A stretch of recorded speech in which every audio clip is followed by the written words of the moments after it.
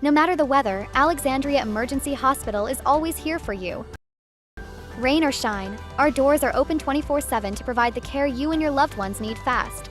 Every second counts, and Alexandria Emergency Hospital is here to help you through any storm. In the event of a water damage emergency, call PuroClean of Cenla.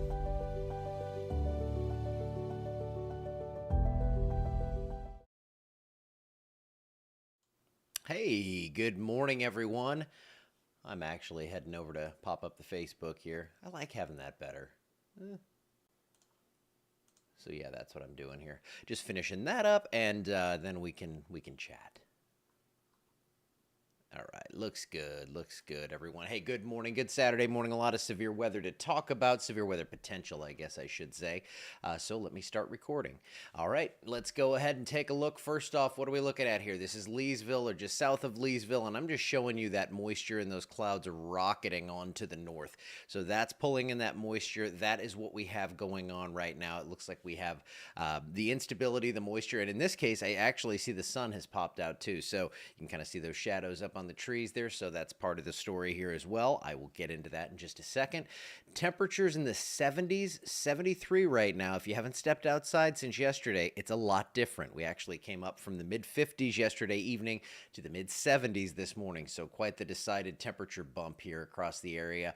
Clouds, again, moving in from the south to the north. We're going to see a lot of moisture and instability come in with that, but so far, rainfall pretty limited here. Not seeing a lot going on here. Some heavier stuff up into Tennessee and Kentucky, where they have major flooding problems going on, and some snow as well up into the central part of Pennsylvania, heavy snow up to the north. A lot going on in the country, a lot going on here. Before we get into it, though, I am being handed some breaking news. Thank you.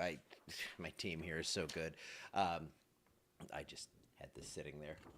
Marshall Tucker Band coming to the Coliseum. They're actually on March 21st going to be out there, and they are calling it the Laborde Earls Entertainment Center. Oh, so at the Entertainment Center, so it's not going to be in the Coliseum. That Entertainment Center is awesome. If you're a fan of the Marshall Tucker Band, you got to get out there and check that out, see what's going on, because it's going to be a fun show, and you can sing along with that part where they come in and harmonize on Can't You See, and that can be you in the audience. All right, let's go ahead and take a look at temperatures. Now we'll get back into the weather. 72 degrees, Alexandria, 65 in Natchitoches. It is a lot cooler, actually, you know what, let me show you real quick here. So it was mid-70s, low to mid-70s. When you get to the cool waters of Toledo Bend, 62 right there on the lake. So again, these little microclimates, it's fun to watch that kind of stuff with these cameras. Now I'll go back to the actual temperatures and show you what's going on here. It's so high resolution, we don't even really see it drop off on that map. 73 degrees in Leesville right now. And the dew points, we were showing these the other day because we had that front wavering across the area. Dew points this time, there's no line where you're not going to see the potential for some severe weather due to the high amount of fuel in the atmosphere. Dew points in the mid-60s up north, low 70s down south, and these are going to increase throughout the day. Now, I mentioned a little sun showing up on the Leesville camera there, and that's bad. We don't want to see this. We see these breaks up there through the delta. We also have some breaks in the clouds out to the west. So as that happens, you get more warmth to combine with the moisture. And when you get the warmth, you get the moisture at the surface. That's when you get that instability to really build up. And that's what I think we're going to see today. Now, I think the worst of this stays to the north. I do think we have a problem with straight line, just regular gusty winds just out ahead of the system. These are your future wind gusts throughout the day. And watch this. This is pretty consistently in the 30 to 40 mile per hour range. Mountain man tree service, if you lose big limbs or you got something to get rid of there, but you can see those gusts pop up close to 50 along the line, and there will be isolated areas where they're even higher than that. So that's our main threat for today, is going to be strong straight line winds with these storms and the potential for a few embedded tornadoes. Now, I think we could see some showers out ahead of this, but most of our action today comes after 4 o'clock, highs close to 80 degrees, lots of instability, but let's go ahead and get into this and show you what's going to happen here with the Futurecast model. This is the HRRR. Big question, do we get storms to form out ahead of the line? This is going to be your front right here coming through Shreveport by about 4 o'clock. Do we get these storms to pop up down here? Most models are pretty limiting on this kind of stuff. So you can see here with this one, yeah, we get those, but they're going to be pushing off to the east by then. I think our worry, our concern here is going to be more right ahead of the front, because along the front, we could see some embedded circulations or the potential for some damaging winds. But any of these cells that form right out ahead of it, and as those merge with the line, that's when I think our main threat's going to be. Again, the worst of this should be off to our east. You can see kidney beans for everyone out there with East Mississippi and Southeast Louisiana seeing some problems with those storms as they move on through. Then it gets out of here, and then we cool off again. In fact, I think we're going to cool off in a big way next week, and I'll show you that in the 7-day forecast. So these are your threats for today. So the SPC has put an enhanced risk. It's kind of waffled around a little bit, but the general idea is that the northeastern part of the area is going to see the best chance for these severe thunderstorms. Slight risk for the rest of the state, rest of the area. So let's take a look and see what the wind outlook is here. For severe wind, again, that lines up with that enhanced risk. So we're looking at probably I think it's about a 30% chance within 25 miles of a point is what we're seeing with this area up here in the red, and then it's 15% within 25 miles of a point for the rest of the state that you will see wind of 60 plus miles per hour. So straight line damaging winds, that's your most widespread threat. There's also a threat for tornadoes. This is the 10% risk. There's your legend up there, 10% over the northeastern part of the area with a 5% risk, again, within 25 miles of a point. So this doesn't mean this doesn't mean there's a 10% chance if you're in the yellow that you're going to see a tornado. That means there's like a 10% chance that if I'm in Alexandria, that there would be one somewhere in Rapides Parish, Rapides or Grant, basically. So that shows, chances are it's not going to impact your direct location, but I think we'll see a tornado watch. I think possibly tornado warnings in the area as well. Strong tornado risk, EF2 or higher over northeast Louisiana. I really think this threat takes off as we get into Mississippi.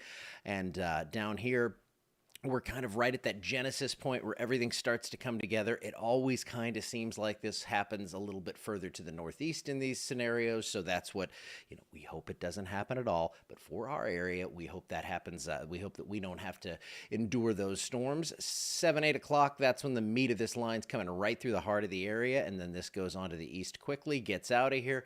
And then we're waiting on the next system that should be much cooler. Now, all the frozen, freezing stuff's going to stay well to the north the way it looks. But we are going to see another good round of rain Tuesday into Wednesday morning. So that's what we have going on with that. So we have a couple of rounds here. We have a couple inches of rain over these two systems. I don't think rain is going to be a big part of the problem for today. I actually think, it's going to be a pretty quick hit. Maybe you get 2 storms out of the deal or something, but that's what we're looking at right now. It looks like we will see some rainfall. The flooding threat is not an issue here. Big time problems up to the north, though. And then a good chance for rain and some thunderstorms. Now, again, thunderstorms are possible or likely on Tuesday, but it's going to be around 60. So we don't have that surface-based instability. It's all elevated. That means you hear the thunder. Typically, you don't see the severe weather with that. And then everything hightails it out of here. And then check the temperatures. Hard freezes. Thursday morning, Friday morning, low to mid-20s. So if you were wondering, are we going to have another hard freeze this year? Yeah, I think so. It's going to be real cold here, but it is going to be cold enough to dry us out as well. So, wait up. I hate when I do this. There you go. Sorry, you couldn't see that part of the 7-day. Sometimes I just pull up different shows here. I have 2 different main ones I use, so forgive me for blocking that. But 23 Thursday morning, 22 Friday morning. Yes, it's going to be very cold out there, and then eventually that cold air is going to move on to the east. You can see it's kind of shoving out as we head toward March. I can't believe we're almost into March already. We're getting close to Christmas again, aren't we? No, not quite there yet. But the 8 to 14-day outlook on precip shows that we're pretty calm. So after that cold rain on Tuesday, or cool rain with the thunderstorms on Tuesday into Wednesday, it looks pretty tame, I think, throughout the next several days after that. So if you have any big plans there, looking pretty good to end the month. I know we got Mardi Gras stuff coming up and all that, so hopefully we can have some good weather for all that stuff. Okay, long show for me today. I'm going to cut that off. Now I'll babble just a second or two longer. But yeah, so we have a severe threat today. If you missed the initial part of this forecast, let me take you back and just show you the SPC outlooks. We get a little free-flowing on these days where we have a severe threat. So that's your enhanced risk right there. It's mainly going to be over the northeastern 40% of the area, I guess. Big chunk of us in that enhanced level 3 of 5 risk, slight risk for everyone else. And then the main threat, the highest chance of something causing issue for you today is going to be isolated damaging wind, and that goes from this area all the way through Mississippi into western Alabama. So any travel in between could be a little dicey. This is all going to come in later this evening or afternoon, I think. So probably hitting here in Alexandria after 4, I think 6 to 9 o'clock. That's our main time. And your tornado outlook showing that 10% risk. Again, northeast, that's where I think the highest chance for this is. I think the worst of this is going to happen up into northeast Louisiana and then into Mississippi, possibly western Alabama. And then the significant tornado risk shows that as well. We don't need the GFS again, so we won't go through that. But I will be here ready to go live at a moment's notice, and of course we will be covering all this later on today. You might not see Tom. He I'm sure will be updating things, doing the 7-day and all that, but I'll be here for the severe weather threat because that's what we do. All right, I will see you later today. Unfortunately, I think I'll be posting a lot and all that stuff, so I will see you guys later on this afternoon.